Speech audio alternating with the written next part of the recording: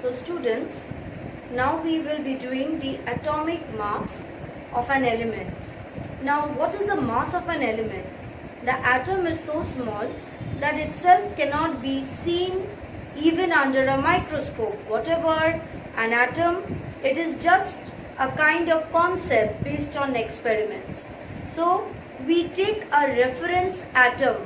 The reference atom that we take for atomic mass, it is that of a carbon-12 atom. Now carbon has two isotopes, 12 and carbon-14. The carbon-14 is a radioactive carbon, so the reference atom is carbon-12 atom. So what is the atomic mass or atomic weight? It is the number of times the atom of an element is heavier than 1/12 that of a carbon-12 atom. So this is the definition of atomic mass or atomic weight. Now what about the unit? Now an atom, it's so small that it has a separate unit with which it can be measured. Now that unit is said to be atomic mass unit. So one atomic mass unit, it is equal to 1/12 the mass of an atom of carbon-12. So one atomic mass unit is weight is equal to 1/12 the mass of a carbon-12 atom. Now coming to isotopes. Now what are isotopes? Isotopes are the atoms of the same element having different mass numbers. Now this is an example of a pair of isotopes of chlorine. Chlorine has two isotopes. One is 35 mass number, the other is 37. Now let us complete this table, then you will have an idea in which subatomic particles the isotopes differ. Now just see, the mass number is obtained from the superscript. So for 35 chlorine, let us complete it. So this mass number is 35. Its atomic number is 17. So the number of protons is equal to its atomic number. So it will be 17. And number of proton is equal to number of electrons. So here also I put 17. What about the number of neutrons? That is mass number minus atomic number. 35 minus 17, it comes to 18. Now let us go to the next isotope, that is chlorine 37. The mass number from the superscript, it is 37. And the subscript 17.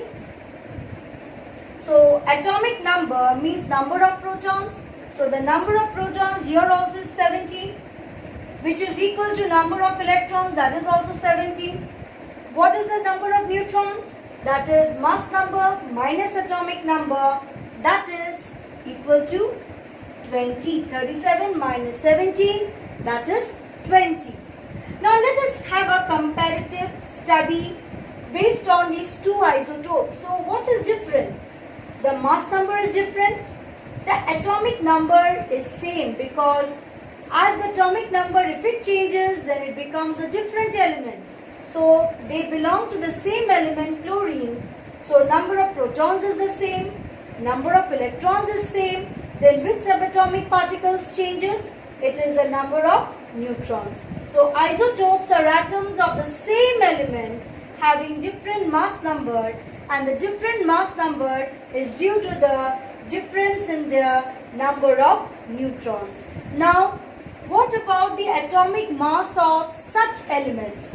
That means elements which are having isotopes. So for these elements, their atomic mass will be the average of all the masses of the isotopes that are present of that element. So again let me repeat. So what about the atomic mass of the elements which have isotopes? This is the average of the masses of all the isotopes of that element. Okay? Yes students, I told you that atomic number is a characteristic of an element from where we can identify the nature of the element. It can be a metal, it can be a non-metal or an inert gas. So let us see some examples from where we can identify whether the element is a metal or a non-metal. Now here I have written some elements whose atomic number has been given. Now electronic configuration. In the last class you had seen how to write the electronic configuration, that is the distribution of electrons in the respective shells. First shell maximum of 2 electrons, second 8 maximum, and the third 18, 32, like that from Bohr-Bury's rule. And the second Bohr-Bury's rule says, which was applicable for potassium and calcium, in case it becomes a large shell, then it cannot hold more than 8 electrons. So this way calcium's electronic configuration becomes 2882. Now have a look at the number of valence electrons. Now what are valence electrons? The valence electrons are the electrons in the last shell, the outermost shell. For sodium, the third shell is the valence shell. So how many electrons we can see? We can see the number of valence electron 1. For oxygen, the number of valence electrons is 6. For chlorine, the number of valence electrons is 7. For aluminium, it is 3. And for calcium, the outermost shell has 2 electrons, so valence electrons is 2. Now, from the valence electrons, we can identify whether it is a metal or a non-metal. Suppose the element has 1 or 2 or 3 valence electrons, then that will be a metal. So let us see which are metals which are having 1, 2 or 3. So it will be sodium. I am writing M for metal. Then we have aluminium, M for metal, and we have calcium with 2 valence electrons, so it will be a metal. What about oxygen and chlorine? Now, whichever is having 5, 6 or 7 valence electrons, they will be non-metals. So they will be non-metal. So oxygen has 6 valence electron, so I can call it a non-metal. Chlorine has 7 valence electrons, so it will be also a non-metal. Now what about its valency? Now metals, whatever the number of valence electrons, that will be its valency. Again I am repeating, the valency of metals will be the same as the number of its valence electrons. So for sodium, number of valence electron is 1, valency is 1. For aluminium, the number of valence electron is 3, its valency is 3. For calcium, the number of valence electron is 2, its valency is 2. What about the non-metals? The non-metals, I will have to subtract from 8 to get its valency. So what I have to do? In order to get the valency of non-metals, I have to subtract the number of valence electrons from 8.